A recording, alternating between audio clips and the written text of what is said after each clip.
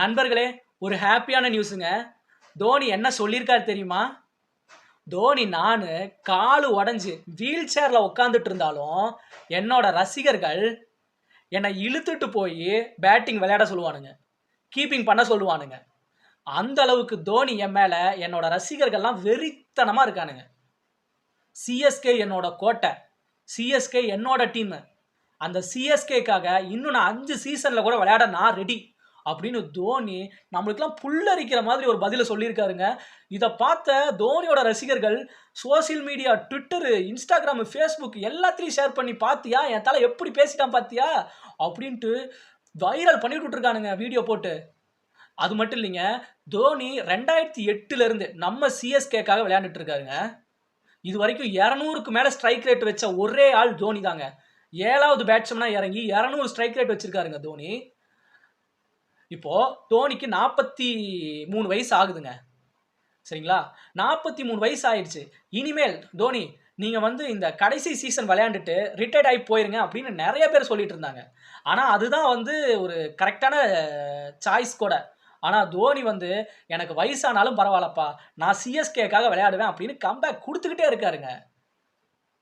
இப்போ கடைசியாக போன மாதம் கூட பார்த்தீங்கன்னா, ப்ராக்டிஸ் எடுக்கிறதுக்கு முன்னால் இந்த ஏர்போர்ட்டில் அவரோட டிஷர்ட்டில் பார்த்தீங்கன்னா ஒரு கோடு இருக்கும். அந்த கோடில் இதுதான் என்னோட லாஸ்ட் சீசன் அப்படின்னு நம்மளுக்கெல்லாம் இன்டைரக்டாக சொல்லியிருந்தார்.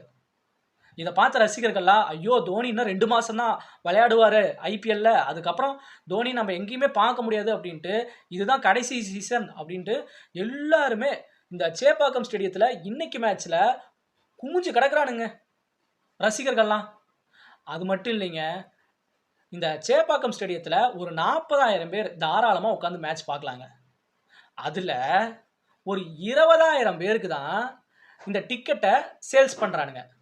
மிச்சம் 20,000 டிக்கெட் எங்கே போச்சு அப்படின்னா, இந்த சிஎஸ்கேவோட ஜெர்சி இருக்கு இல்லையா, இதில் பாருங்கள் டயர்ஸு, கல்ஃபு, அதுக்கப்புறம் பார்த்தீங்கன்னா இந்த கொரியர் ஆஃபீஸ் மாதிரி ஒரு இருக்குல்ல, இந்த மாதிரி ஸ்பான்சர்ஷிப்புக்கு ஐபிஎல் டிக்கெட்டை 20,000 டிக்கெட்டை கொடுத்துட்றானுங்க. மிச்சம் 20,000 டிக்கெட்டு தான் நம்மளை மாதிரி ரசிகர்களுக்கு வருது. இதெல்லாம் எந்த வகையில் நியாயம்? தோனி அப்படிங்கிற ஒரு ஆளுக்கு தலை அப்படின்னு பேர் வச்சது நாம தான். தோனி இந்த அளவுக்கு க்ரோத் பண்ணி விட்டதும் அவங்க ரசிகர்கள் மட்டும்தான், ஸ்பான்சர்ஷிப்லாம் கிடையாது. ஆனால் அந்த மாதிரி ரசிகர்களுக்கு 20,000 டிக்கெட்டு தான். இதெல்லாம் இந்த குறைப்பை எங்கே சொல்கிறதுன்னு தெரியல. அது மட்டும் இல்லைங்க, 10,000 12,000 சம்பாதிக்கிறவனுங்கெல்லாம் நான் போய் தோனி பார்த்தே ஆகணும் அப்படின்ட்டு 10,000 ரூபா டிக்கெட்டு பிளாக்ல வாங்கி கூட போய் இன்னைக்கு மேட்சை போய் பார்க்கறதுக்கு போயிருக்கானுங்க.